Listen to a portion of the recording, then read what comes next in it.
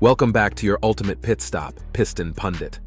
While headlines scream about Ukraine, Gaza, and Taiwan, Russia has been quietly forging a new front line far from the usual battle maps in the Arctic.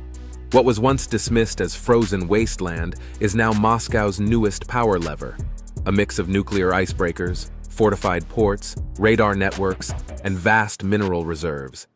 Add China's Polar Silk Road money, NATO's sluggish moves, and suddenly the Arctic isn't an afterthought.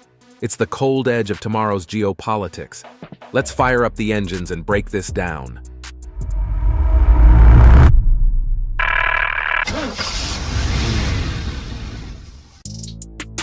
From ice to influence, Russia's Arctic build-out. Russia's Arctic dominance wasn't born overnight.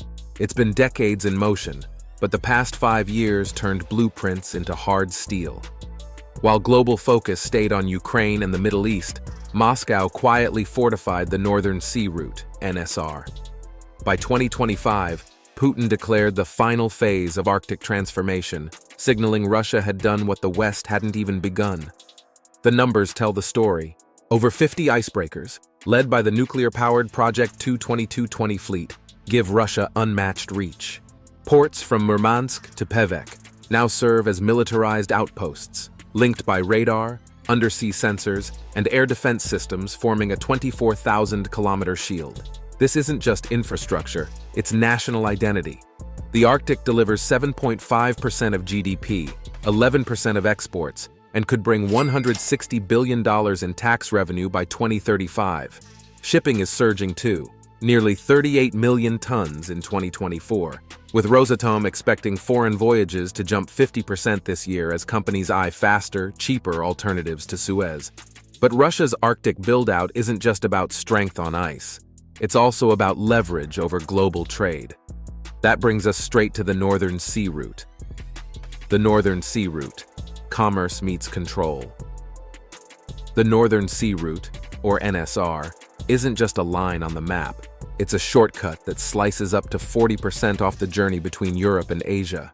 What takes 35 days through Suez can be cut to about 20 via the Arctic, a massive advantage for shippers chasing speed and lower fuel costs. But the NSR is no free highway. Moscow regulates every vessel with permits, ice-class rules, and mandatory Russian icebreaker escorts.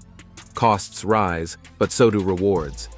Russian carriers like Sovcomflot enjoy the inside lane, while foreign operators navigate fees and red tape.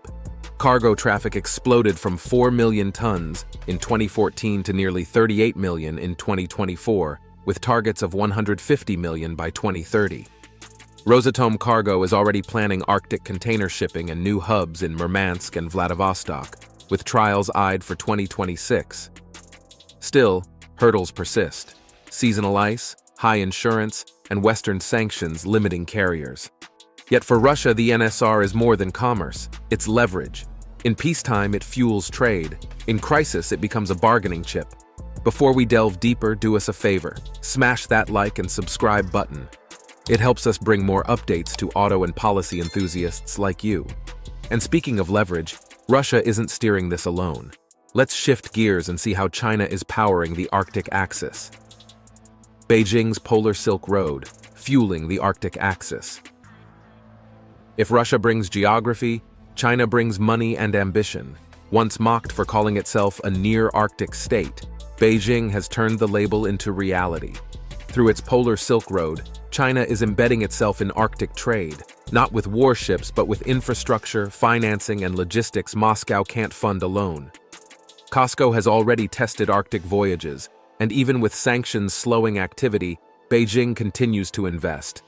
From research bases and fiber optic cables to dual-use ports, these projects are less about science and more about securing long-term influence under China's global Belt and Road banner. The benefits are mutual. Russia gains capital, tech, and political cover against sanctions. China gains diversification, sidestepping choke points like Malacca and Suez.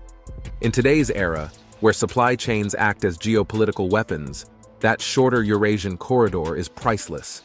Recent deals deepen the alliance, Chinese firms stepping into Arctic LNG projects, financing new vessels, and even drawing India into polar training. Moscow controls the route, Beijing fuels its growth. Together, they're shaping an Arctic future the West can only debate.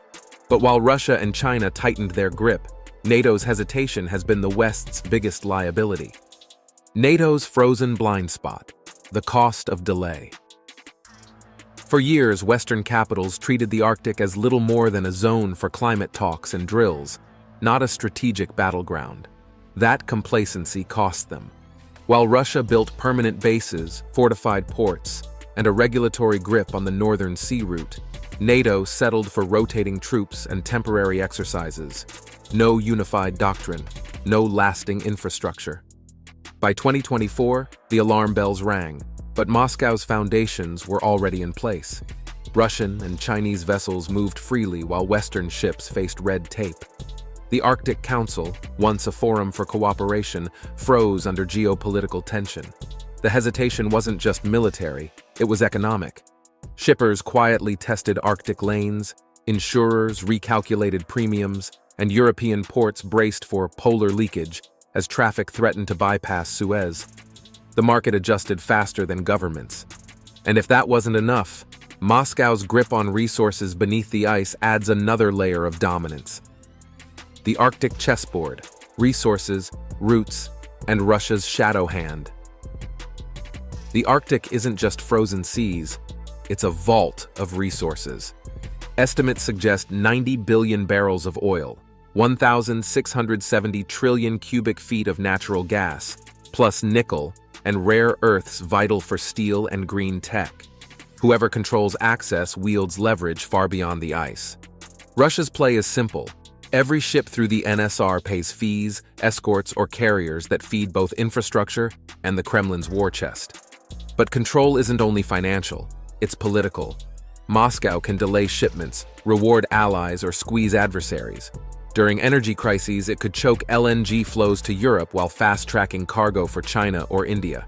Then comes the shadow fleet, reflagged, loosely insured tankers moving sanctioned oil and LNG beyond regulators' reach. Backed by nuclear icebreakers, this fleet makes Russia's Arctic logistics nearly untouchable. Unlike tanks or missiles, this dominance is invisible yet potent. With each port, icebreaker, and mineral contract, Moscow tightens its grip. Climate change only widens the board, giving Russia and China more squares to command while the West plays catch-up. And so we arrive at the bigger question. What does this Arctic shift mean for the balance of global power? Closing thoughts. The ice has shifted. An Arctic verdict. This wasn't random drift, it was deliberate strategy. Russia built steel and sovereignty where the West built PowerPoints. China embedded capital, infrastructure, and long-term influence where others saw only frozen seas. Together, they've transformed the Arctic into a geopolitical lever. Meanwhile, NATO hesitated, and hesitation has consequences. The map is already redrawn. The northern sea route isn't a dream for the future, it's a reality of the present, one where Moscow and Beijing hold the keys. The bigger question now is simple but chilling. Can the West adapt fast enough, or has the Arctic already slipped permanently into a Russian-Chinese grip? Because power today doesn't always shift with missiles. It shifts with icebreakers, contracts, and shipping lanes. And the ice, my friends, is already moving. Before we wrap up, let's hear from you. Do you think NATO can realistically close the Arctic gap, or is it too late? Will Russia's resource strategy pay off long-term, or could sanctions eventually bite harder than expected? And how much influence do you think China's Polar Silk Road investments will have in reshaping global trade routes? Drop your thoughts below. We love to see your takes. Don't forget to hit that subscribe button to Piston Pundit, your ultimate pit stop for global vehicle updates, industry insights, and the geopolitics steering the road ahead. Thanks for watching, and I'll see you in the next one. You can now check out any of the videos on the screen. There's plenty more to explore.